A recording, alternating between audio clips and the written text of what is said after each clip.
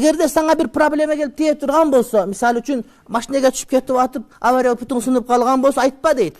Эгерде мен ошондо сени машинеңе түшпөй койгондо, анда мындай болот эле, путум сынбайт эле. Эгерде сен менен барбай койгондо мындай болбойт эле. Сени менен базарга машина албаганда, сен айтпаганда албасам, анда башка андай болбойт эле. Ушул мындай кылбасам мындай болбойт эле дегенди эч оозуңа алба дейт.